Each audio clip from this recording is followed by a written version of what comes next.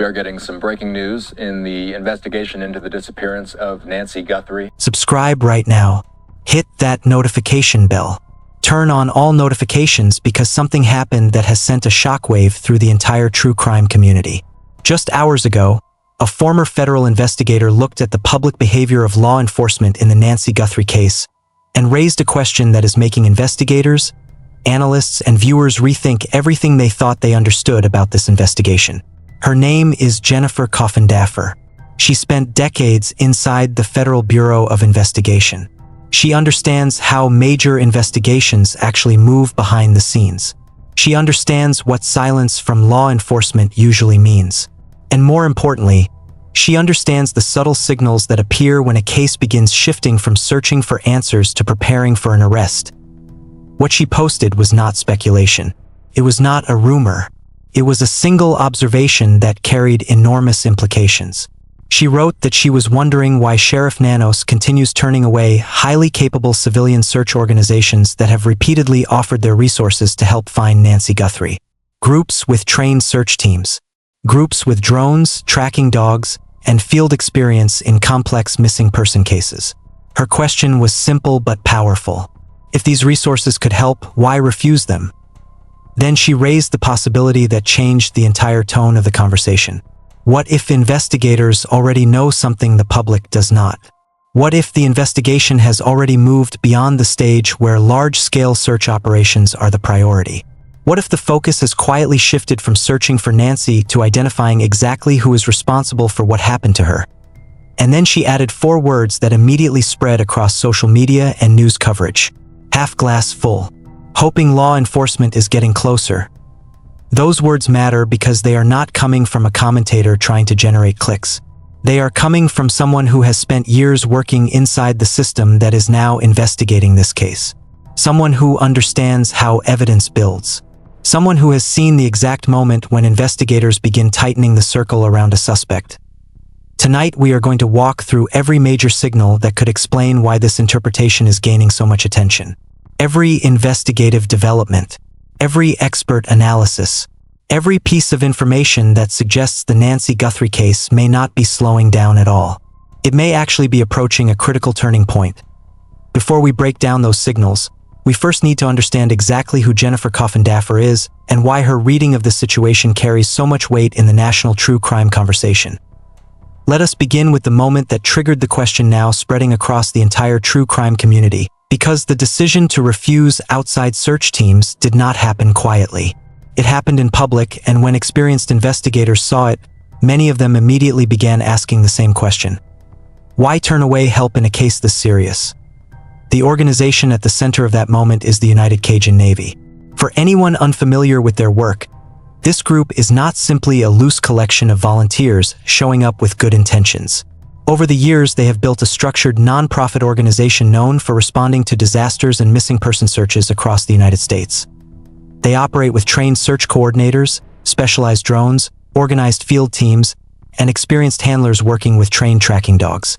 In multiple past cases, they have assisted in locating missing persons in difficult terrain where traditional search operations struggled to cover large areas quickly. In this case, they did not simply offer to show up. They prepared a formal operational proposal. According to their leadership, that proposal included thermal drones capable of scanning large sections of desert terrain at night, canine teams trained to detect human scent, and experienced search coordinators capable of organizing grid sweeps across rugged landscape. The plan was detailed. It was structured, and it was delivered directly to the office of Chris Nanos. But what happened next is what triggered the question. There was no approval. There was no public refusal. There was no acknowledgement, just silence. Eventually, reporters pressed the sheriff's department for clarification. The response they received was short and carefully worded. Officials said they appreciated the concern of outside organizations, but emphasized that the investigation was best handled by professional law enforcement agencies. At first glance, that explanation sounds completely normal. Active investigations are sensitive operations. Evidence must be protected. Search efforts must be coordinated carefully so that potential crime scenes are not disturbed. But the case already involved major federal support from the Federal Bureau of Investigation. And that is why the response caught the attention of former investigators. One of them was Jennifer Coffindaffer. After spending years working inside federal investigations, she understands how law enforcement behavior often signals what stage a case is reached. And when she saw the refusal of outside search teams, she raised a possibility that immediately changed the tone of the conversation. What if investigators already know more than they are saying publicly? Because when a case moves from searching for a missing victim toward identifying a suspect, the strategy often changes. Physical searches become less central. Evidence analysis becomes the priority. Digital records, financial transactions, surveillance footage, communication logs. Investigators begin focusing on identifying the person responsible rather than scanning terrain for clues. From the outside, that transition is almost invisible. But experienced investigators recognize the signs. And according to Coffindaffer, turning away additional search resources could indicate that the investigation has quietly entered that second stage. Now add another detail that makes this interpretation even more interesting. During a televised interview, Sheriff Nanos made a statement that analysts immediately noticed. He said investigators were definitely closer to identifying the person captured on surveillance footage connected to the case involving Nancy Guthrie. 2 simple words. Definitely closer. But in law enforcement language, wording matters. Public statements are often carefully reviewed before they are released. Officials rarely describe investigative progress in specific terms unless they are confident the evidence is pointing somewhere real. Some analysts warned that public optimism can sometimes create unrealistic expectations. Others heard something different.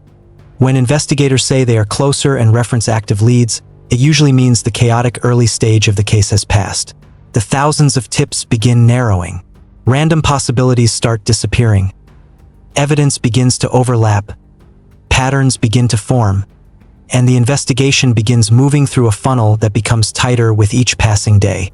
Now let us move to another signal that investigators have been discussing quietly, because it involves something every viewer of this case has already seen. The surveillance images. Those images captured a masked figure approaching the home connected to the disappearance of Nancy Guthrie. At first glance, the person appears heavily concealed. Dark clothing, gloves, a face partially hidden beneath a mask. But experienced investigators know something the public often forgets. Complete anonymity is extremely difficult to achieve. Even when a suspect attempts to hide their identity, small details almost always remain visible. Details that people close to that person might recognize immediately. Former FBI agent Jennifer Coffindaffer analyzed the available footage and pointed out several of those details.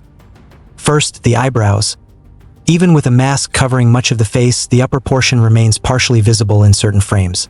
Eyebrow shape can be surprisingly distinctive. Thickness, arch, spacing, and angle all create patterns that people who know the individual might recognize instantly. Second, the mustache. Investigators confirmed that a mustache appears visible beneath the lower edge of the mask. That alone significantly narrows the number of potential matches when investigators begin cross-referencing images. Third, clothing behavior. This does not simply mean what the suspect was wearing. Investigators study how clothing fits the body, how equipment is carried, the posture of the person moving. Even small details like the position of a holster or backpack strap can reveal habits or professional training. And then there was the detail that immediately caught the attention of analysts: a ring. Specifically, what appeared to be a ring worn on the pinky finger. According to Sheriff Chris Nanos, investigators noticed the same detail viewers had circled in the released images. A ring worn on the pinky finger is not a generic feature. It is a personal accessory that someone close to the individual might recognize instantly. That is why Coffindaffer emphasized something extremely important. This suspect may look anonymous to strangers, but to someone who knows him, the combination of those small details could be unmistakable. The eyebrows, the mustache, the posture, the ring. And that brings us to another factor investigators believe may eventually break the case. Pressure. Specifically, financial pressure created by the reward now attached to the case. The reward connected to information leading to answers in the disappearance of Nancy Guthrie has grown to an extraordinary amount. Contributions from the family, federal authorities, and private donors have pushed the total into the range of more than $1 million. For investigators, rewards of that size create a psychological environment that can dramatically change how conspiracies behave. Former agents have described it in simple terms. Secrets become harder to keep, because cases like this rarely involve only one person. Planning, transportation, surveillance, preparation, and execution often require assistance from others. Someone who provided information, someone who drove a vehicle, someone who helped prepare, someone who helped after the fact. Each additional participant becomes another potential weak point. And once large reward money enters the equation, loyalty inside those circles can begin to crack. Now consider the final layer investigators are examining, because modern investigations rarely rely on physical evidence alone. Digital trails have become one of the most powerful tools available to law enforcement. Every smartphone, every vehicle navigation system, every credit card transaction, every online purchase. All of them create records. Former federal investigators have explained that cases like this often become a race between the suspect's attempt to disappear and the digital footprint left behind. And that digital footprint can be enormous. Investigators are believed to be examining purchase records, connected to equipment that appeared in the surveillance images, including the backpack carried by the suspect. Retail databases store transaction records across thousands of stores, and those records can often be traced back to specific cards, accounts, or locations. Even if a purchase was made with cash, surveillance cameras inside stores frequently record the moment the item was bought. Investigators can then compare those images to other databases, driver's license records, facial recognition systems, traffic cameras, parking lot cameras. The list becomes extensive. At the same time, another digital trail is being examined. Cell phone activity. Every phone connected to a network generates location data through cell towers. That information allows investigators to see which devices were present in a specific area during a specific window of time. In the case surrounding the disappearance of Nancy Guthrie, investigators can analyze which devices appeared near the location on the night in question. Then they compare those devices to earlier days. If a phone appeared near the location days before the incident, that could suggest surveillance. If a phone appeared only once during the event itself, it becomes another point of interest. When multiple datasets begin overlapping, phone records, purchase history, surveillance footage, investigators start building something extremely powerful. A timeline. And timelines have a way of closing in on suspects. This is why many experienced analysts believe the investigation may currently be moving through its most critical phase. Not the loud early stage filled with press conferences and large search teams, but the quiet analytical stage where evidence begins locking together. A stage where investigators compare digital trails, physical evidence, and witness statements until one picture begins to emerge. A stage where the investigation stops expanding and begins narrowing. That is the stage former agents often recognize as the moment just before a breakthrough. Which brings us back to the observation made by Jennifer Coffin-Daffer.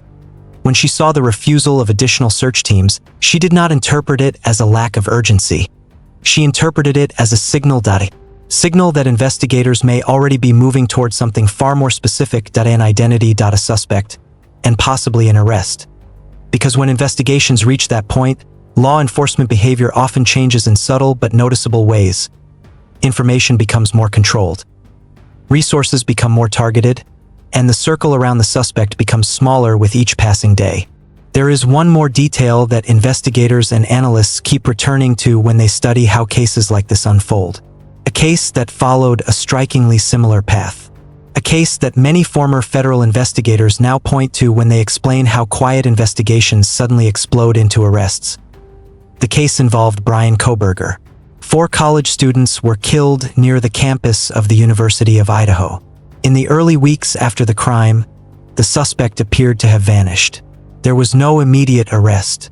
Very little public information was released. From the outside, it looked as if investigators were still searching in the dark. But behind the scenes, something very different was happening. DNA evidence was being processed. Surveillance footage from multiple locations was being analyzed. Cell tower records were being compared against vehicle movements. Slowly, quietly, the evidence began converging on one name. Then, weeks later, investigators traveled across the country to Pennsylvania.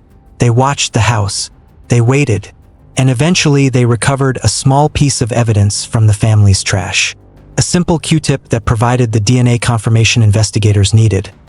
That was the moment the investigation turned into an arrest. Now consider where the investigation involving Nancy Guthrie stands today. Digital records are being analyzed. Surveillance footage is being studied frame by frame. Purchase data connected to equipment seen in the images is being reviewed. And a former federal investigator, Jennifer Coffindaffer, is publicly suggesting that the behavior of law enforcement looks very familiar. Familiar to investigators who have seen this moment before. If you recognize the person captured in those images, the information you hold could be the missing piece investigators need. Contact the Federal Bureau of Investigation tip line immediately. And subscribe to this channel.